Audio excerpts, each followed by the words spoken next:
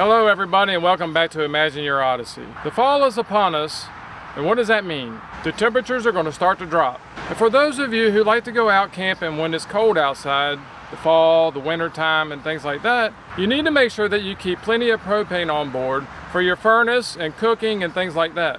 So today I'm doing a project where I'm upgrading my camper from a 20-pound 2-bottle propane tank system to 2 30-pound propane tank system. So why would I do that? Well, it's pretty simple. The reason I want to do that is to be able to stay out longer and have plenty of propane on board. By switching to 2 20-pound propane tanks, which equals about 40 pounds of propane, I'm going to 2 30-pound propane tanks, so that now I have 60 pounds of propane.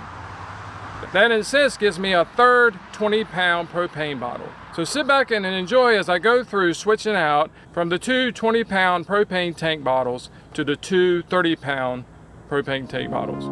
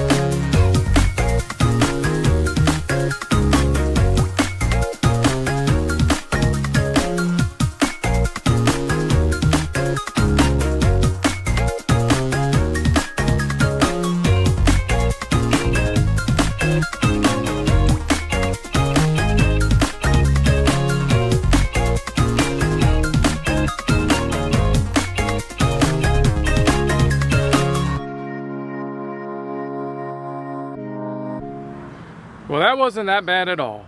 Now that we've switched from the 20 pounds to the 30 pounds, we'll have a lot more propane to be able to help us get through the winter when we go camping. But just a few things before we go. I would like to go over some safety items and some just general awareness. So for a couple of the safety items, when you're hooking up your propane, it's always good to make sure that you don't have leaks. You can take a spray bottle, put some water and some dish soap in there, and you can spray it around the fittings. Now when you spray around all the fittings, what you'll be looking for is bubbles. Bubbles coming up around the seals. That would identify that you have a leak. You could turn off your propane, check out your system, try to make your repairs, come back, check again, and if the bubbles are gone, you're good. And one more good safety item to remember is, whenever you're gonna park your rig or your camper and leave it for a long time, it's good to make sure that you remember to turn off your propane tanks. Also, another time that you have to turn off your propane tanks is anytime you go through a tunnel. Most tunnels will have a sign that says all propane tanks must be off. Please stop at the check station. So they will check, so make sure that you have them off before you go through that tunnel. Now for some good tips. First tip is how to kind of know what the level of your propane tank is. And how do we do it? So in ours, we have some of these little level indicators right here. What it'll do is it'll tell you if you have propane in your system and kind of get a good idea about whether or not you have enough to get through. Now the downside that I've found to these is that when it gets really cold outside, the compression inside the tank lowers, which kind of fools the gauge a little bit. But that's fine because it still does give us an indication that we have plenty of propane to do whatever we need to do. Now when it gets down to the red or at the very bottom, we'll turn off the propane tank. We'll do our switch over here to switch to the other propane tank, and now we have the gauge on the other one, so when we turn that one on, we can see how much we have there to go until the end. Another good item to remember is that these tanks are only good for about 10 years. On the side of the tank, it'll tell you that it must be requalified after 10 years. Now I'll tell you from experience, I have these bottles refilled anytime they go empty. And when I go to the refill station, they always ask, are they under 10 years old?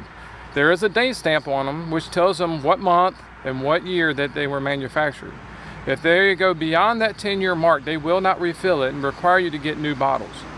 As you can see right here, this bottle was manufactured in September of 2007. Now of course it's over 10 years old, so any propane refill facility will not refill this bottle because it is over that 10-year mark. So you'll have to actually take this bottle and take it to a recycle facility and buy you a new bottle. Now that just about sums it up for this video. Thank you for coming to Imagine Your Odyssey, and I hope this little bit of information helps you a whole lot. Now you may ask, what am I going to do with the 2 bottles that I just took off?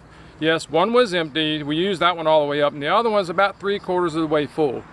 Well, I'm going to put that on my gas grill in the back. So before you go, please click on the subscribe button, click on that little bell so you can get notified when new videos come out. And until the next time, as always, have a safe day and God bless. Another very important safety item is there's our train. Now I gotta wait.